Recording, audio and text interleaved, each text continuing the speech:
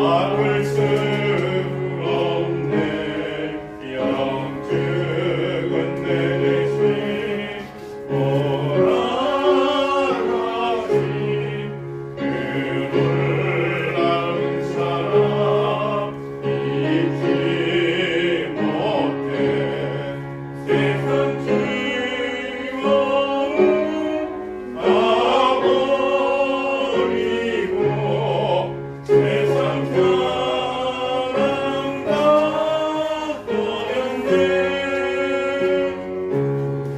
그 예수보다 더 귀한 것은 없네. 예수밖에는 없네. 그 예수보다 더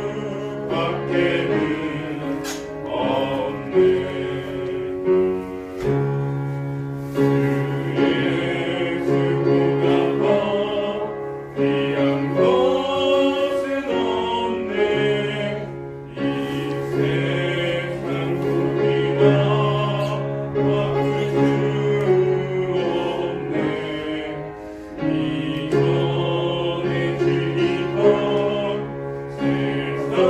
즐기던 세상이고 그 사랑하는 나 잊지 못해.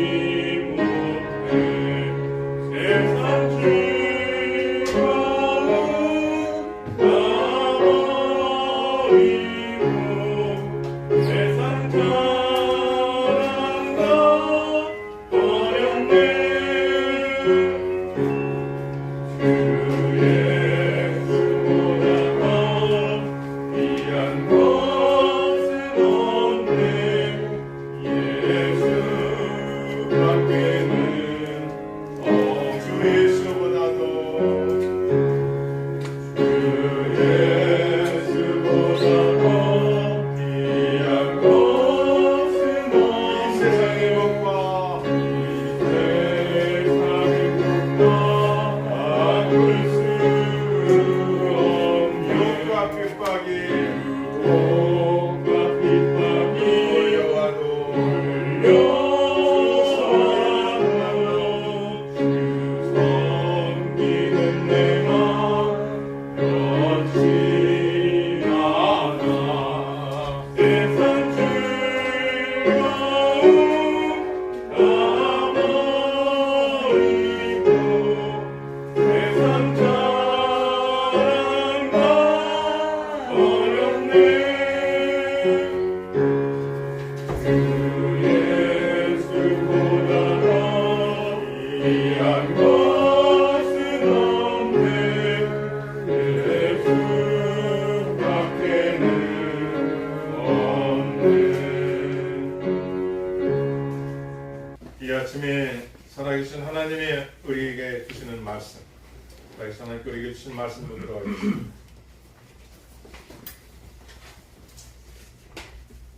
신약 요한계시록 1장 1절부터 3절 말씀입니다.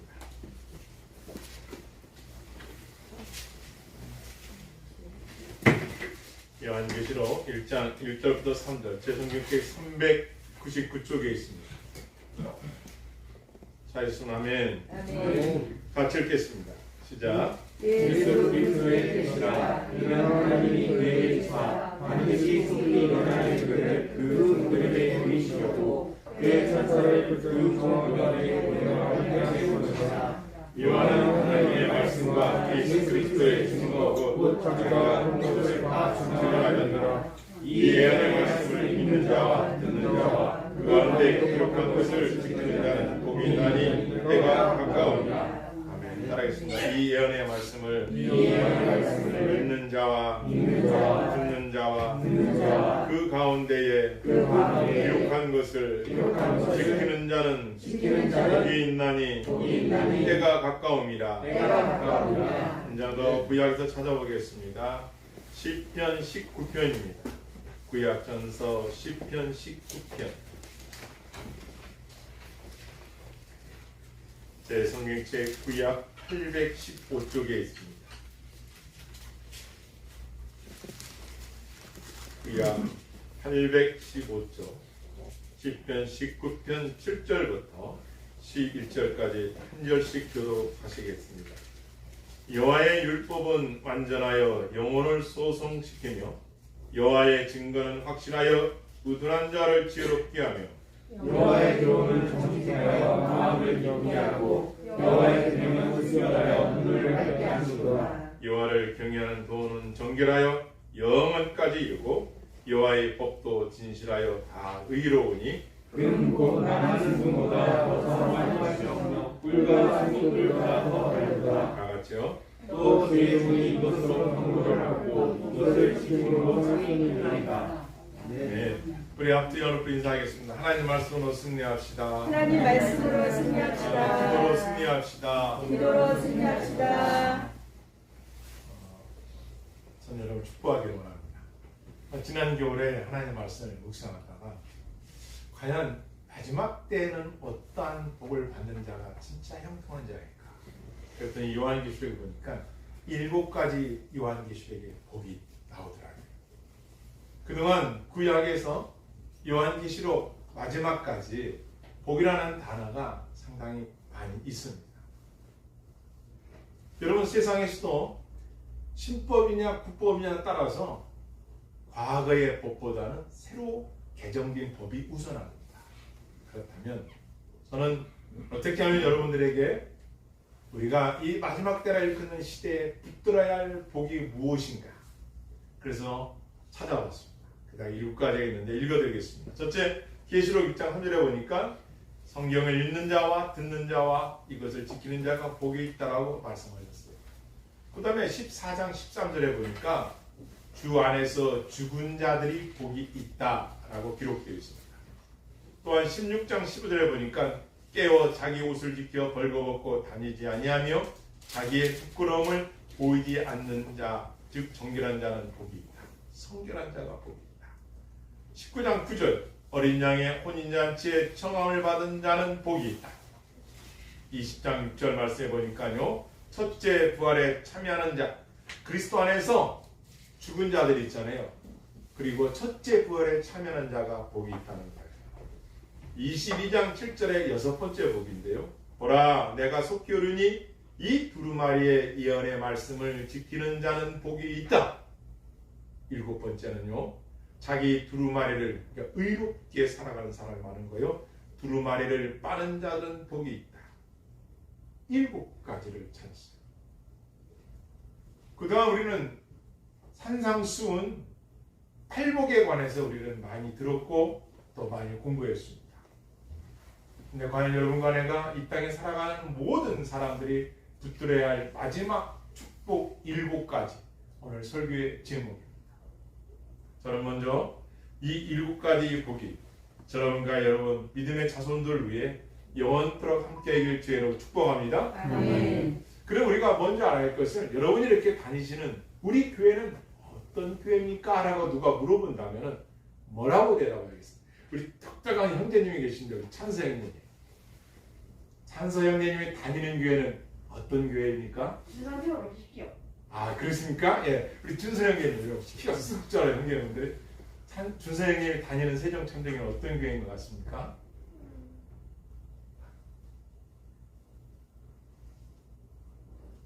대답을 해주셔야 제가 당황하지 않습니다. 아, 예, 편하게 말씀하세요. 어떤 점이 좋은 것 같아요, 우리 교회는?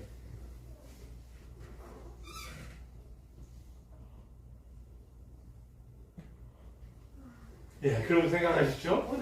예, 자, 우리 교회는 이렇게 알아야 됩니다. 물론 여러 가지 있겠죠. 성경 공부합니다. 뭐 개혁주의입니다. 뭐 장로교입니다. 뭐 전도를 많이 합니다. 기도합니다. 다 좋아요. 자, 첫 번째 알아야 할 것은 우리 교회는 개혁주의 교회라는 거예요. 개혁주의. 일단 이거 알고 들어가야 돼요. 개혁주의가 뭐냐? 이겁니다. 개혁주의는 쉽게 말씀드려요. 처음에 예수님 부활 승천하시고 사도들 또 다 소천하고 속사도 교부들 그리고 첫 번째 생긴 게 이제 이 세상에 이 로마의 천주교 아시죠? 근데 그 교회가 천주교회는 모든 말씀보다 성경보다 교황을 첫 번째로 둡니다. 그리고 성경의 권위보다 교황을 첫 번째로 둡니다. 뭔가 다르다 이거예요. 그리고 죄를 지었으면은 그거를 하나님 앞에 예수님 이름으로 기도해서 용서받아야 되는데 그렇게 하는 게 아니라 헌금을 많이 하면 지옥 갈 사람도 천국 갈 수 있다라고 가르치니까 이 루터나 찌빙글리 그리고 우리 정통 장로교의 칼빈이 그건 아니다. 아무리 우리가 생각해봐도 어떻게 죄를 돈 주고 뭐 이렇게 쨍그랑 소리 나면 용서받고 연옥에서 천국 들어갈 수 있겠느냐. 그래서 생겨난 게 프로테스탄트라는 이 개혁주의 교회입니다. 그 교회 중에서도 개혁주의가 어떤 교회냐? 이거 먼저 알아요. 개혁주의는 따라했습니다. 하나님 중심. 하나님 중심. 이 개혁주의는 우리 세종 참된교회는 하나님 중심이 먼저예요. 이게 무슨 말씀이냐? 루터라는 사람은 성도 중심, 로마 교회는 교회 중심, 칼뱅은 하나님 중심 이거예요. 그래서 개혁주의 첫 번째 특징은 첫 번째가 오직 성경이라는 거예요. 오직 성경. 우리는 이 성경이 모든 삶의 중심이다. 다시 말하면 우리는 하나님의 절대적인 주권 이걸 인정하는 거예요. 구원받을 수 있는 것은 우리의 믿음의 공로가 있어서 받을 수 있는 것이 아니라 하나님의 절대적인 주권 속에서 하나님이 우리를 너무나 죄인을 사랑하셔서 믿음을 선물로 주시고 믿는 자에겐 누구든지 구원을 베푸시는 하나님의 은혜. 그래서 하나님의 절대 주권을 말합니다. 절대 주권. 이것이 우리 교회의 개혁주의라는 첫 번째. 그래서 오직 성경, 오직 믿음, 오직 은혜. 그리고 오직 하나님께만 영광. 인간의 중심이 아니라 여러분과 내가 무슨 공도가 있고 내가 똑똑하고 잘하고 그래서 내가 구원받을 조건이 있고 없다는 거예요. 구원은 오직 하나님의 은혜로만 구원받을 수 있는 것이지 죄 용서받고 천국 갈 수 있는 것이 영생 올 수 있는 것이지 인간의 공로는 절대적으로 배제합니다. 이것이 개혁주의의 첫 번째입니다. 알았습니다. 오직 성경, 오직 성경, 오직 은혜, 오직 은혜, 오직 믿음, 오직 믿음, 오직 그리스도, 오직 그리스도, 오직 하나님께만 영광. 오직 하나님께만 영광. 두 번째로는 하나님의 세계관입니다. 하나님의 세계관. 무슨 말씀이냐? 개혁주의는 사람의 중심의 세계관이 아니에요. 여러분 지난주 우리 공부했잖아요. 이 세상은 하나님의 영광을 위해서 살아가는 중심이 있고 바알주의가 있다는 거예요. 바알주의는 뭐예요? 모든 목적은 현생의 복이에요. 제가 지난주 설교했죠. 하늘에서 비가 내리고 땅에서 기름지게 하는 모든 것들이 신이 바알과 아스반, 풍요의 신, 타산, 자식을 많이 주는 신은 하나님이 아니라 그들이 믿는 신은 바알 신앙, 그리고 기복 신앙이라는 거예요. 나를 위하여 신이 존재하는 거예요. 그러니까 내가 원하는 것만 주시면 돼. 독가백망처럼. 그것이 바알 신앙이에요. 그 바알 신앙의 세계관은 잘 되면 복을 받은 거로 생각하고 안 되면 저 사람은 죄가 있어서 안 된 거고 뭔가 하나님 앞에 잘못했기 때문에 안 된 거로 생각한다는 거예요. 이게 바알 신앙이에요. 그래서 여러분과 내가 연초가 되면 이런 인사를 많이 받죠. 새해 복 많이 받으세요. 우리 뭐 많이 받으라고 하죠? 또 선생님 복 받으라고 얘기하죠. 축복 받으세요 막 이렇게 하잖아요. 그런데 여러분 생각해 보십시오. 우리가 과연 그렇게 한다고 해서 복을 받을까요? 그럼 어떻게 하면 복을 받을까요? 아니 방학 동안에 너무 겸손해지셔가지고 얼굴이 하얘지셔가지고 지금 다음에 이렇게 쑥을 쓰고 오셔야 돼. 너무 빛이 나요. 너무 겸손해져. 그전에는 막 이렇게 하셨는데 너무 겸손해졌어요. 제가 생각했네요. 지금 어디까지 했어요? 바알신앙은 다 기복적인 거예요. 그런데 형통이라는 게 뭐냐? 이겁니다. 여러분과 나의 삶이 이 새해에 일그러지고 어그러지고 또 내가 우리 가족이 우리가 원하는 대로 안 됐을지라도 믿음을 떠나지 않는 것이 형통이에요. 할렐루야. 아멘. 이겁니다. 왜 그럴까요? 그 사람의 신앙을 우리가 언제 알 수 있어요? 편할 때는 잘 몰라요. 제가 그랬을 때 저희 아버지부터 배웠습니다. 초등학교 때. 야, 구정물 봐. 그러니 오늘 나무를 탁 해서 넣더니 구정물통을 저으시더라고요. 막 저니까 찌꺼기들이 막 동태 뼈다귀 있을 때 김치 찌꺼기 막 올라더라고요. 마치. 평상시는 어땠니? 아니 그냥 뜬물처럼 맑은 물인 줄 알았는데요. 저 보니까 찌꺼기가 오르는데요. 그거야. 세상을 살아갈 때 겉모습만 보면 안 된다. 세상을 살아갈 때 그 사람이 뭘 가졌는지 무슨 생각하는지 어떤 그 생각하는지 우리는 모른다. 겉만 보고 사람을 판단하지 말아야 했으면 좋겠다. 배웠습니다. 그렇습니다. 우리가 하나님의 중심 생각으로 살아갈 이유가 뭐냐면 평상시에는 우리가 그 사람이 가진 것들을 다 알 수 없어요. 신앙의 척도를 우리가 다 알 수는 없지만 그가 어려움을 당하기 이전에는 우리는 다 괜찮을 거 보이지만 어려움이 왔을 때 그 사람의 신앙을 볼 수 있어요. 가장 중요한 건 뭐냐? 그가 하나님을 떠나지 않고 주께로 온다는 것. 이건 그분이 하나님의 사람이에요. 할렐루야. 아멘. 정확한 거예요. 욥이라는 사람이 있습니다. 욥기서에. 욥은 아무 잘못 안 했어요. 그가요 우스 땅에 가장 가쁘였는데요. 오늘 말하면 택시가 자가용이 한 500대. 뭐 다 표현할 수 있어요. 얼마나 부자인데. 어떤 부자냐? 동방에서 가쁘예요. 최고 가쁘예요. 동방에서. 그 사람 이름 대고 싶지 않지만 오늘날 이 세상에서 뭐 비리 누구 세상에 가쁘라고 하죠. 그 정도였어요. 그 당시. 그런데 어느 날 10명의 자녀가 한 날에 다 죽습니다. 재산을 마린이 오늘 자가용 다 뺏깁니다. 그가 죄를 뒤집었으며 하나님 앞에 탄식하며 기도합니다. 3명의 친구가 찾아와서 7일 동안 말없이 밥을 안 먹으며 옆에서 기다려줍니다. 그리고 7일 후에 그 욥을 향하여 말합니다. 욥아, 너에게 숨겨놓은 죄가 있지. 그러니까 네가 이 고난과 환난을 당하지. 회개하고 하나님의 용서를 구해라. 욥은 답답했습니다. 자식들 한 사람 생일 때마다 예배드렸던 번제드렸던 사람이 욥입니다. 근데 왜 이런 일이 납니까? 욥기서를 읽어보면 이런 내용입니다. 의인이 왜 고난을 당하느냐? 모든 고난은 보응이다. 보응이 뭐예요? 네가 심었으니까 그 어려움이 왔지. 이 사상이 여러분과 나에게 있는 거예요. 개혁주는 그게 아닙니다. 무슨 말씀이냐? 고난이 있다라는 것이, 고난이 없다라는 것이 형통이라는 게 아니라는 거예요.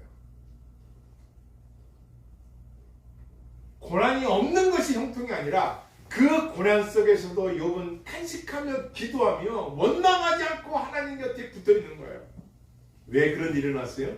욥기서를 읽어보면요, 이 내용입니다. 우리가 보이지 않는 저 영적 세계에 하나님 앞에 사탄이 말합니다. 하나님, 저 동방의 유명한 저 부자 욥, 저 사람이 왜 믿음이 있는지 아십니까? 하나님께서 복을 많이 줬기 때문에 그 복 때문에 저기 예수님, 하나님을 잘 섬기는 겁니다. 하나님이 아니야. 그는 내가 인정하는 취한다이다. 아닙니다. 저의 재산과 저의 가족에 그거 뺐으면 제가 믿음을 버릴 것입니다. 우리가 보이지 않는 영적 세계에서 하나님 앞에 사탄이 정죄하며 사탄이 하나님 앞에 대적합니다. 하나님이 허락을 합니다. 그의 생명은 건드리지 말고. 그래서 욥기서 전체 내용을 보면 우리가 보이는 영적 세계가 있습니다. 그 세계에서 사탄이 어떻게 해요? 욥을 그 고난에 빠뜨렸어요. 그 재산과 자식들을 다 걷어가요. 그럼 우리가 여기서 뭘 알 수 있습니까? 이거에서 알 수 있습니다. 우리가 이 세상을 살아가면서 지혜라는 것을 우리는 귀중히 여깁니다. 아시죠? 지혜. 이 지혜는 세 가지가 있습니다. 하나는 어떤 지혜냐? 모든 시설물, 다시 말하면은 성전의 이런 기구들 만드는 기술, 스킬, 기술을 말합니다. 두 번째로 잠언에서 말하는 부모, 자식 간의, 이웃 간의 관계 속에서의 지혜. 그래서 이 두 가지 지혜는 우리 인간이 살아가면서 범주입니다. 울타리입니다. 그러나 우리가 상상도 도달할 수도 없고 기억할 수도 없고 꿈도 꿀 수 없는 지혜가 있습니다. 그것이 하나님의 지혜입니다. 하나님이 하시는 일입니다. 그래서 야고보서 이렇게 말하죠. 너희가 즐거운 일이 있느냐? 하나님을 찬양하라. 너희가 고난이 있느냐? 너희는 기도하라. 전도서에도 시종을 다 알 수 없으니 쉽게 말해서 하나님의 모든 사역이라는 것은 이겁니다. 하나님의 창조요, 하나님의 보존이요, 하나님의 통치, 즉 하나님의 사역을 인간이 다 알 수가 없으니 그 하나님의 지혜를 우리는 알 수가 없습니다. 그래서 이것을 우리가 알 수 없는 법이에요. 그래서 이것을 하나님께 맡겨야 돼요. 누구도 도달할 수 없어요. 욥이 당한 고난은 이 두 가지가 벗어난 이 고난이었어요. 그런데 세 사람의 친구와 그리고 그 성경 속에는 자꾸만 너의 이 환난과 고난은 죄 때문이라는 보응에 대한 그리고 정죄하는 거예요. 아니에요. 우리는 그 사람이 환난을 당하고 고난할 때 우리가 정죄할 수 없는 이유가 뭐냐? 하나님이 그 안에 어떤 뜻이 있는지 지금은 알 수 없어요. 그러나 우리가 천국에 가면은 그때 다 알 수가 있는 거예요. 왜 그때 그 사람에게 그 환난이 있었는지. 그래서 우리는 욥처럼 하나님 말씀을 떠나지 않고 끝까지 붙들고 있으니까 마지막 하나님께서 나타나서 그러시잖아요. 마지막 장들에 가면 내가 온 세상의 땅의 기초를 내가 놓았으며 하늘의 묵별들을 내가 만들었으며 그 다음에 세상의 모든 만물을 내가 지으신 것을 성경에서 가르쳐주고 있습니다. 누가 만들었느냐? 세면술 누가 만들었느냐? 네가 나의 모든 뜻을 알겠느냐? 가르쳐주는 거예요. 그러면서 그 욥이 당한 고난과 환난이 그의 잘못이 아니라는 것을 엘리후라든가 그 사람들을 엘리바스라든가 그 사람들에게 다 설명을 해주면서 동방에서 으뜸했던 그의 신앙 회복하여 그 전보다 더 장수했어요. 140년이나 살았죠. 그리고 더 큰 복을 10배가 넘는 큰 복을 줘가지고 더 많은 자식을 낳고요. 더 부자가 되게 만들어주었어요. 이건 뭘 말하는 걸까요? 그렇죠. 하나님을 변함없이 사랑하고 그 믿음에서 떠나지 않는 자에게는 반드시 하나님이 형통의 복을 주신다. 할렐루야. 아멘. 이겁니다. 이게 형통이에요. 일그러질지라도 내 생각대로 안 될지라도 하나님을 떠나지 않는 것. 이게 성도의 믿음 생활이에요. 개혁주의는 뭐냐?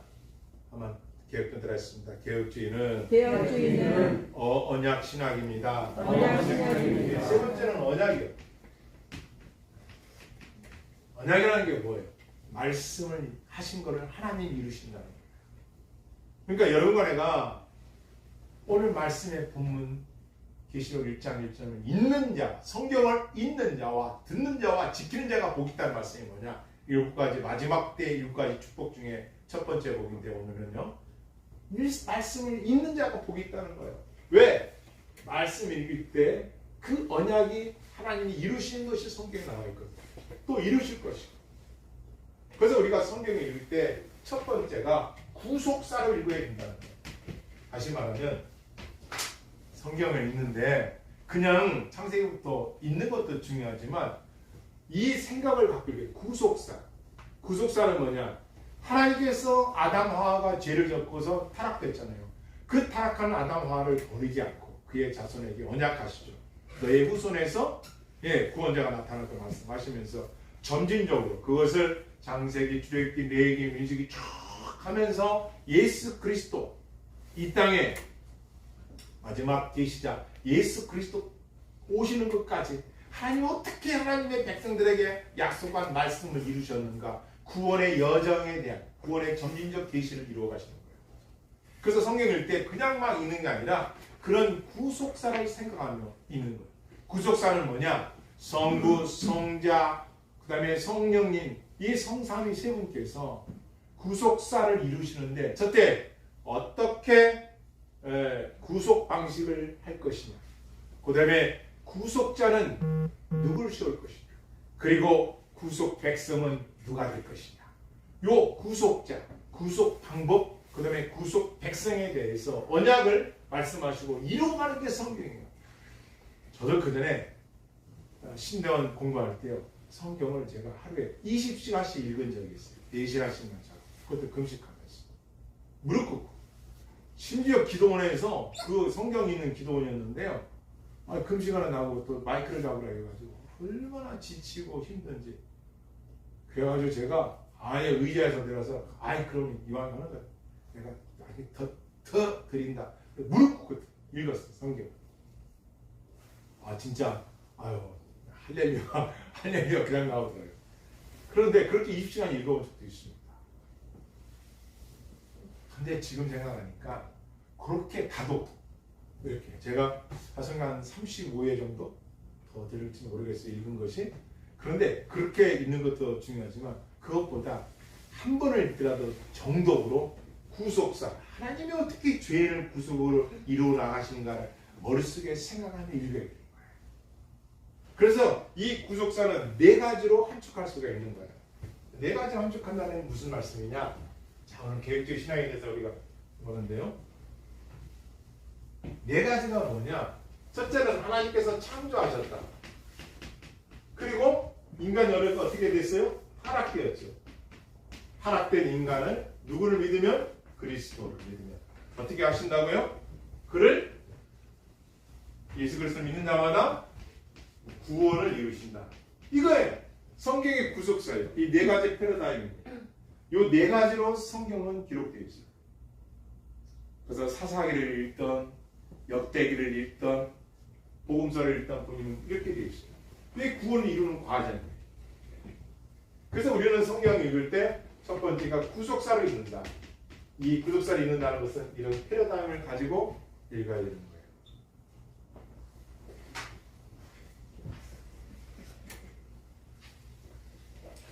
다섯째, 따라했습니다. 그리스도는 율법을 다 이루신 완성자이십니다.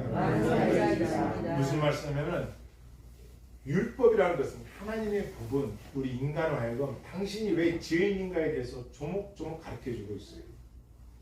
그래서 율법에 다 죄를, 이 율법을 지킬 사람 이 세상에 있다 없다? 없다. 아무도 없어요. 의인 없는 하나도 없어요. 근데 딱 한 분 이 율법을 완성하신 분이 있어요. 누구예요? 예수님. 그렇죠. 그분은 뭐가 없으니까요? 죄가 없어요. 그렇죠. 죄가 없기 때문에. 그분만이 율법을 이루시고 완성자예요. 근데 여러분과 내가 이렇게 주일마다 10계명을 하는 이유가 뭐냐면은, 잠시라도 우리가 하나님의 법의 계명에 가까이 하지 않으면은 나는 내 판단에 의해서 깨끗한지 알아요.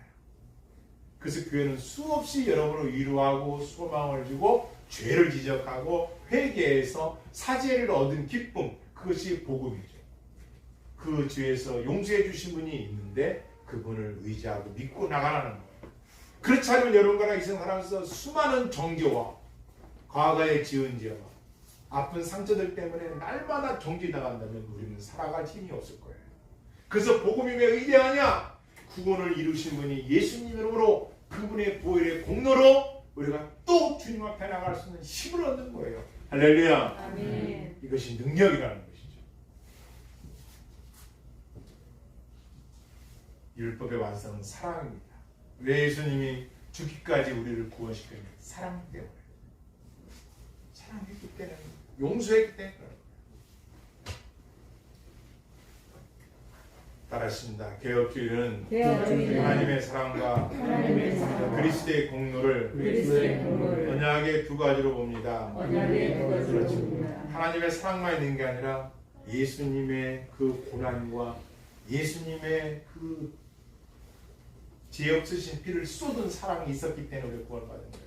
그러니까 하나님의 말씀을 우리가 읽어야 할 이유가 뭐냐? 성경을 읽어야 할 이유가 뭐냐? 하나님의 사랑도 그 안에 있지만 예수님의 피의 보험이 있다는 거예요. 여러분과 내가 이렇게 죄에서 자유함을 이루고 이렇게 예배할 수 있고 죽어도 천국 갈 수 있는 모든 능력과 은혜가 이 카리스가 하나님께로부터 왔는데 예수 그리스도의 공로가 빠질 수 없다는 거예요. 할렐루야. 아멘.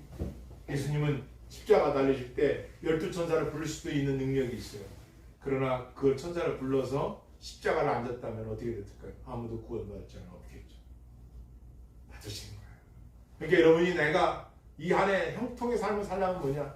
때로는 우리가 생각지 않은 일그러지고 그런 일이 있을지라도 여러분과 내가 그 일 때문에 공부하거나 염려할 거 아니라 이 일을 통해서 구원의 하나님을 더 가까이 할 수 있다는 은총을 축복으로 받아들이는 믿음의 산 증인이 되길 주의로 축원합니다. 아멘. 또 한 가지는 개혁주의는 전적 타락과 전적 은혜를 지지합니다. 무슨 말이에요? 우리는 조금이라도 내 안에 구원받을 만한 가치가 없다는 걸 늘 자기 부인할 줄 알아야 돼요. 우리는 남의 잘못을 말하긴 싫습니다.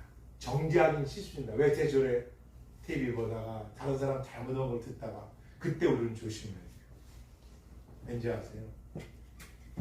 옆분 보고 말합시다.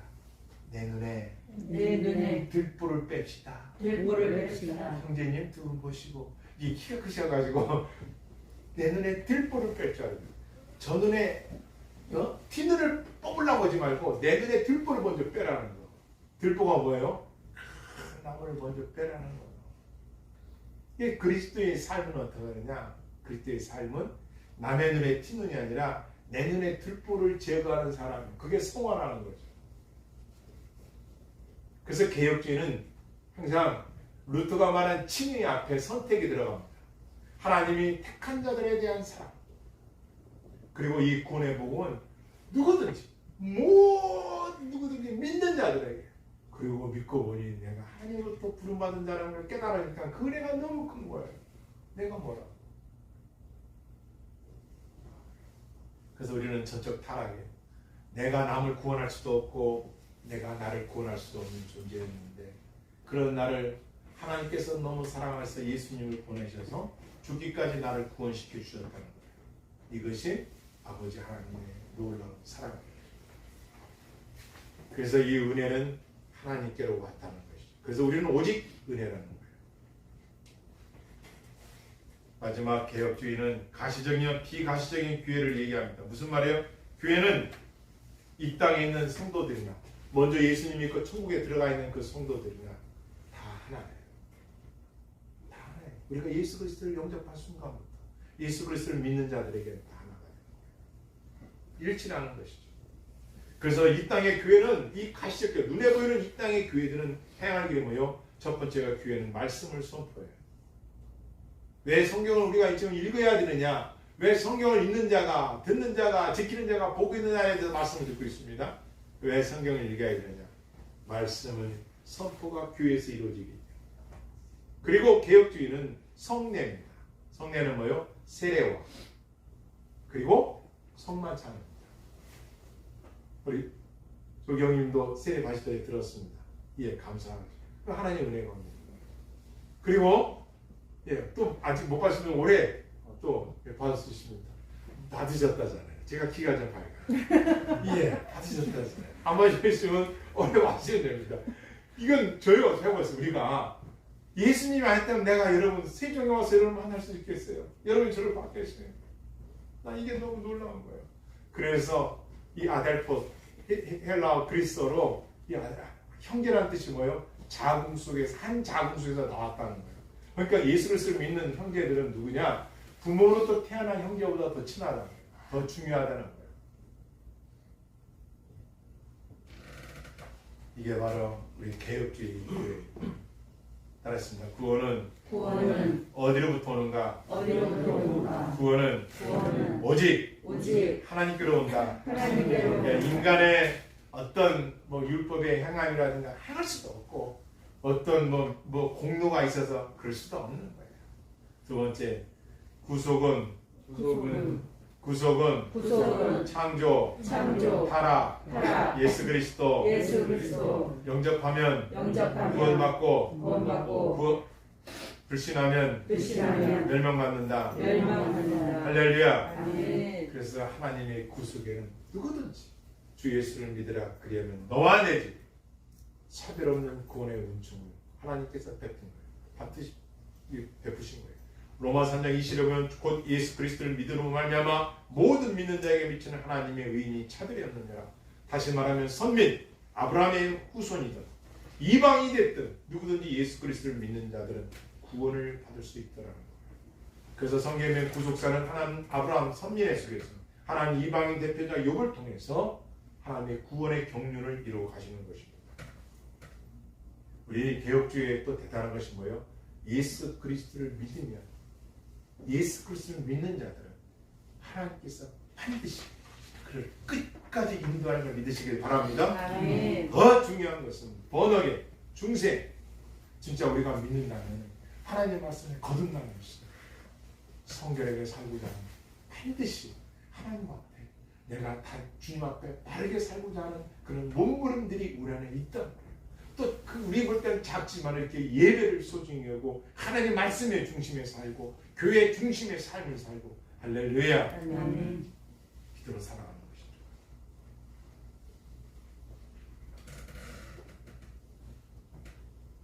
따랐습니다. 나는 감사하는 목소리로 주께 제사를 드리며 나의 소원을 주께 갚겠나이다. 구원은 여호와께로서 말미암이다. 아멘. 그러면 시편 19편 한번 보겠습니다. 시편 19편으로 돌아가겠습니다. 시편 19편. 왜 우리가 성경을 읽는 자가 복이 있는지 마지막 때 7가지 복 중에 첫 번째 오늘 그 말씀 따랐습니다. 19장 7절 같이 읽습니다. 시작. 여호와의 율법은 완전하여 영원한 여호와의 율법은 완전하다. 흠이 없다. 왜? 영혼을 소송케 하신다. 여러분 여호와에서 이런 말씀이 있죠. 내 영혼이 잘된 같이 범사가 잘되고 강건하게 내가 가느노라. 첫 번째가 영혼이에요. 우리의 삶이 여러분과 내가 이 세상에 하나님 주신 평안함과 축복된 삶을 살기 위해서 가장 먼저 할 일이 건강이든 범사든 그 전에 할 일이 있을 게 뭐냐? 영혼을 위해서. 영혼이 잘 돼야 범사가 잘 되는 거예요. 할렐루야. 아멘. 아무리 우리의 삶이 잘 돼도 로또가 되고 대박이 나고 세상 금은보화를 다 가진다 하더라도 우리의 영혼이 하나님 앞에 있지 않고 우리의 영혼이 멸망으로 간다면 그게 무슨 소용이 있어요? 성경에 나오죠. 부자가 그 해에 곡식을 많이 얻었습니다. 창고를 또 만들고 내가 평생에 먹을 것이 있노라 했더니 하나님께서 부자야 오늘 밤 내가 너의 영혼을 거둬가리니 내 것이 누구 것이 되겠느냐. 그렇게 쌓았던 재산이 누구 것이 되겠느냐 말이야. 영혼을 쏟아낸다. 그냥 여러분 계세요. 읽어드릴게요. 시편 23편 보면 뭐라고 보세요? 그가 나를 푸른 불밭에 누이시며 쉴만한 물거리 인도하십니다. 내 영혼을 소생시키고 자기 이름을 위하여 의의 길로 인도하십니다. 왜 하나님이 우리를 이렇게 인도하시느냐? 누굴 위하여? 하나님의 이름이 영광스럽게 하나님이 하시기 위해서. 아멘. 하나님 편에서 하나님이 그 하나님의 이름을 영화스럽게 하기 위해서 그렇게 인도하신다는 거예요. 그러면서도 여호와의 말씀을 읽는 자들에게는 여호와의 율법을 가까이 하는 자들에게는 하나님께서 매일 그의 영혼을 소송시키신다는 거예요. 할렐루야. 아멘. 네. 그래서 이 말씀은 또 시편 1편 제가 읽어드리겠습니다. 한번 따라하겠습니다. 오직 여호와의 율법을 즐거워하여 그의 율법을 주의하는 묵상하는도다. 그는 시냇가에 심은 나무가 철을 따라 열매를 맺으며 그 잎새가 마르지 아니한 같으니 그가 하는 모든 일이 형통하리로다. 할렐루야. 또 한 가지 왜 성경을 읽고 듣고 지키게 하시냐 지키게 하느냐 말씀하셨습니다. 그것은 우둔한 자로 하여금 지혜롭게 하신다는 거예요. 잠언 1장 제가 읽어드리겠습니다. 잠언서 1장에 이런 말씀이 있어요. 여호와를 경외하는 것은 지식의 근본이기를 미련한 자는 지혜와 훈계를 멸시하느니라. 무슨 말씀이요? 이 자면을 지혜로운 자는 어떤 자냐? 여호와를 경외하는 자가 지혜로운 자라는 거예요. 할렐루야. 아멘. 지혜 있는 자는 듣고 학식이 더할 것이요 명철한 자는 지혜를 얻을 것입니다. 하나님의 말씀을 읽고 듣고 지키는 자는 지혜롭다. 지혜로워진다. 여러분 성경을 읽으십시오. 사람이 지혜로워. 저 그렇게 지혜로운 사람 못 됐습니다. 저 시골에서 진짜 우둔한 자. 저 스스로 그래. 왜 이렇게 비련하고 우둔하는지. 그런데요 하나님의 말씀 또 그렇게 성경을 읽다 보니까 하나님 지혜를 주세요. 그래서 이 세상을 살아가는 지혜를 주시더라고요. 그래서 성경은 우둔한 자를 지혜롭게 하는 거예요. 알았습니다. 하나님의 말씀은 하나님의 말씀. 영혼을 영특케 하십니다. 범사도 영특케 하십니다. 이렇게 하나님 말씀으로 살아가면은 그 앞에 산이 십자가는 하나님 산을 깎아서 웅덩이가 있으면 웅덩이를 메어서라도 그를 하나님 의지하는 자를 데리고 형통케 해주신다는 거예요. 할렐루야. 아멘. 그래서 욥처럼 결국은 의인들처럼 결국은 믿음의 사람처럼 결국은 여러분 끝에 웃는 자가 승리자라고 말하는 일도 있잖아요. 결국은 웃게 하시는 거예요. 그래서 하늘나라들하고 뭐예요? 와 그래서 글로리아 하나님의 영광이군요. 그 모든 것 이 땅에서는 비록 힘들고 그랬지만 그 성경 읽으면 읽을수록 우리 안에 기쁨이 생겨나는 거예요. 사랑하는 성도 여러분, 성경은 인간이 쓴 책이지만 인간이 쓴 책이 아니라 하나님의 감동으로 인간을 통해 쓴 책이지만 성령의 감동으로 기록된 걸 믿으시길 바랍니다. 아멘. 우리 다 같이 이게 한 절 읽고 기도로 마치겠습니다.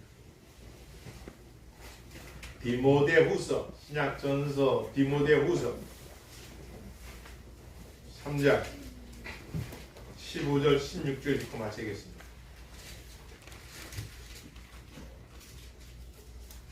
3장 15절 16절 말씀 신약전서 345쪽에 있습니다. 함께 읽겠습니다. 시작. 또 어려서부터 성경을 알았나니 성경은 능히 너로여 그리스도 예수 안에 있는 믿음으로 말미암아 우리 이르는 지혜가 있느니라. 모든 성경은